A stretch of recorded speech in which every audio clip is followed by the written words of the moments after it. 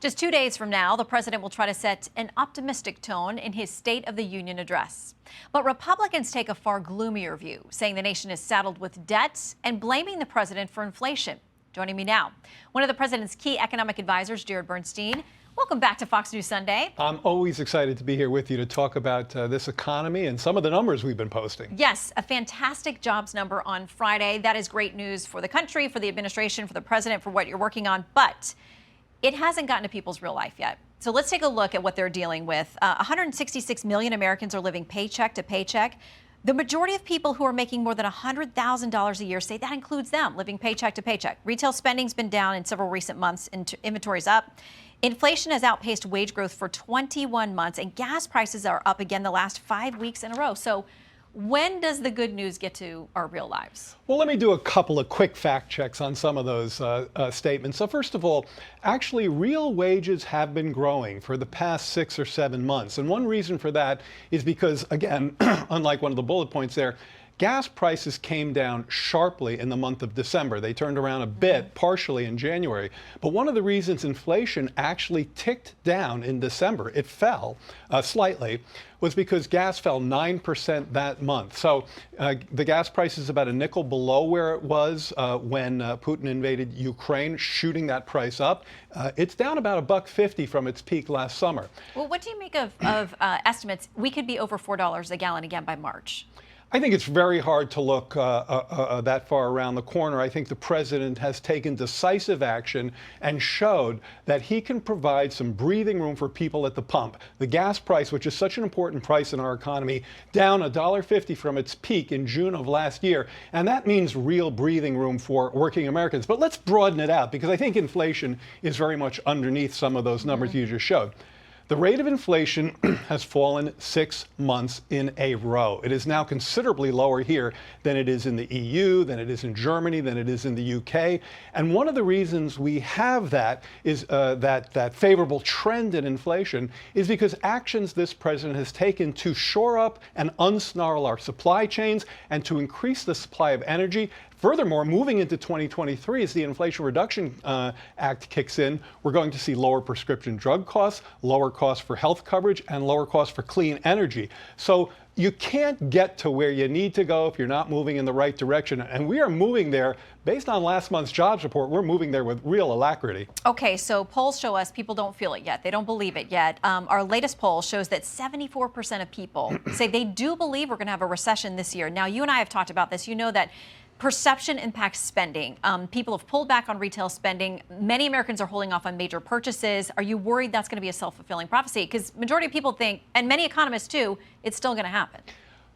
Let's talk about perception in a second, because you're right, it's critically important. But first, let's just talk about some facts. A 3.4% unemployment rate, the lowest unemployment rate since May of 1969, when I think I was 13 years old. 3.4% unemployment, 517,000 jobs. These are not recessionary numbers. 12.1 million jobs since this president took office. 10.5 million new small businesses. Millions of those were added back from the pandemic.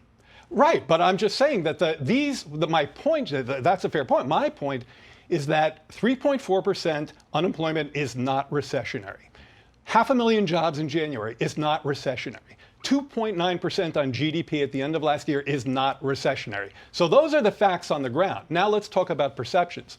If you actually ask people how they're doing in their financial lives, in many cases they'll tell you, we're doing well, I'm doing fine, I'm worried about the broader economy. And that's fair. We understand that. Prices are too high, but they are moving in the right direction, okay? Food, energy, I told you about gas.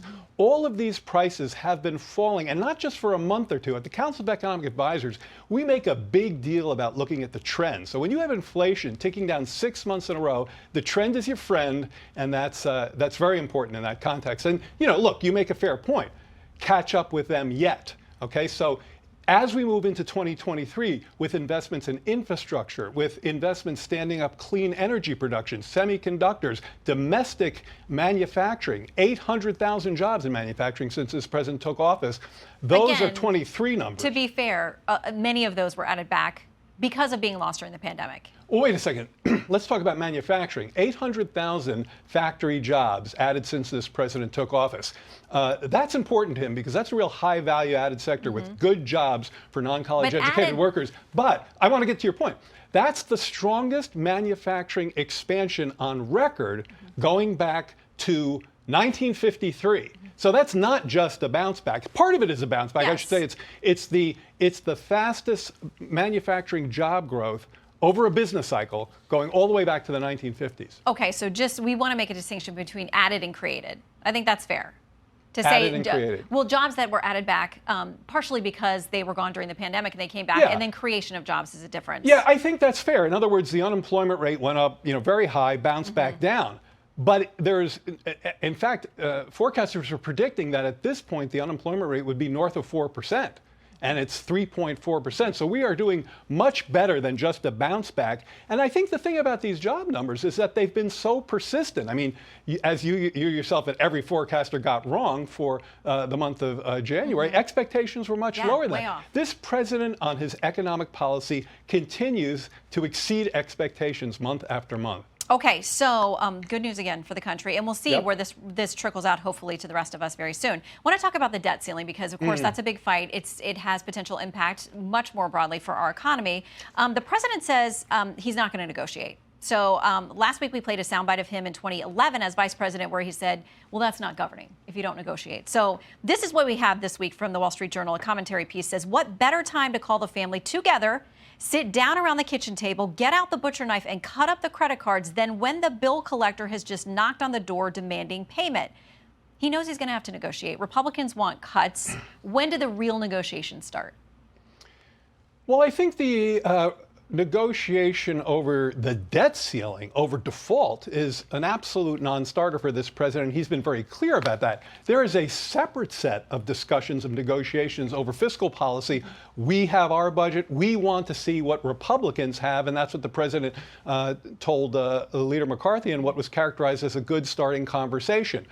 I think people need to understand that the debt ceiling is not a negotiation, it is an obligation. In fact, it's a constitutional obligation to raise the debt ceiling to pay for spending that Congress has already signed off on. Okay, this is not about... Which we know we couldn't do in our real lives. That example of sitting at the kitchen table and getting your credit cards cut up. You don't get to choose whether you pay your mortgage or not, right? But you don't also go back to Amex and say, I'm going to need more money. I'm going to need more room here to pay off this debt because I can't handle what I already have. And that's the discussion we need to have. So that's the discussion that the president is anxious to have with Republicans. But the problem is they really need to bring a plan to the table. You know, let me quote, you quoted something. Let me quote Fox News. Let me quote Fox News to you. This was in an article on foxnews.com. Lawmakers harp on the debt ceiling and say that they want to bring down spending using it as a fiscal fig leaf. Yet if they really wanted to slash spending, they would have to take a butcher's knife to Social Security and Medicare. Okay? What about discretionary spending? There's room there. Discretionary People have to make difficult decisions. I mean, everybody at the table has said publicly, at least so far, they're not touching Social Security or Medicare. So discretionary spending is 30% of our spending. Half of that is military. When Republicans talk about wanting to balance the budget, what they're really talking about, and some of them are upfront about this, others, is that you really can't get there without cutting Social Security, Medicaid, military spending, a lot of spending which people depend on with food safety, border security. And look, if they have a different plan that enables them to achieve fiscal responsibility, as this president has, with $1.7 trillion in deficit reduction since he got here, another 200... Again, coming off the pandemic, when we had record-breaking spending. I'm going to get to that in a second. I knew you'd say that. Because we've had this conversation. Another $200 billion in deficit savings with the Inflation Reduction Act. If they want to... Not by all estimates, by the way. If they want to join in with him on that kind of fiscal responsibility, deficit reduction, without cuts to Social Security and Medicare, he is all ears. Okay. But thus far, let me tell you something. There is no line in the budget that says waste, fraud, and abuse. There's no line in the budget that says this is the woke spending. So all of this airy-fairy talk about cutting spending, they're going to have to make hard decisions. We need to see the real, exactly. Now, I want to correct one point. Okay. $1.7 trillion in deficit reduction. You said that has a lot to do with spending rolling off after the COVID programs. And that is in part correct.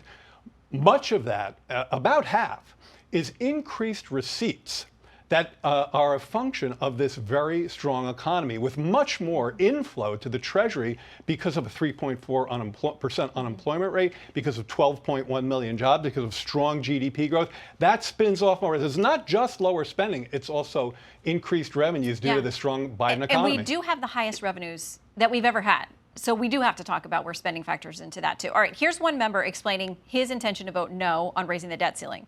Because this massive accumulation of debt was predicted, because it was foreseeable, because it was unnecessary, because it was the result of willful and reckless disregard for the warnings that were given and for the fundamentals of economic management. So I don't know who that lawmaker is. Well, let me tell you, it was President Joe Biden. Oh, okay. Back in 2006. So look.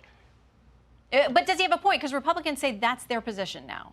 No, the Republicans' position is that they are threatening to default in order to get what they want. And the debt ceiling should never be used as that kind of a threat. We have an economy that, as you and I have been discussing, is growing strongly. The idea that you would put that at risk, the idea that you would put the full faith and credit of the most important debt security in the world, U.S. Treasuries, at risk, is just antithetical to anything this president stands for. But was that what President Biden was doing when he said this in 2006 and voted no? No, well, in 2006, in 2004.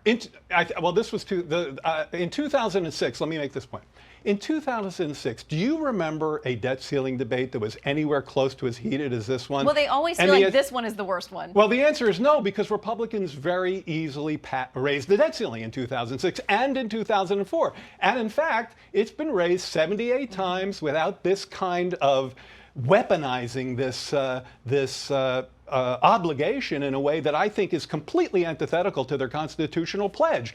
Furthermore, these same politicians, and I'm talking about the Republicans, raised the debt ceiling 3 times under Donald Trump without batting an eyelash. And this is a president who raised the deficit every year in his 4-year term. He added $5 trillion to the debt. Half of that was deficit finance tax cuts, half of that was deficit finance spending. So President Biden, with $1.7 trillion of deficit reduction at his back, is not going to take lectures from these folks on fiscal responsibility. Raise the debt ceiling, get it behind us, and let's have good fiscal talks. Well, let's see what he thinks about his lecture back in 2006. I'm just glad they're at the table because we all know there's got to be negotiations. I'm with you on that. And Jared, thank you for being here. We always appreciate your time. Thank you, Shannon. See you soon.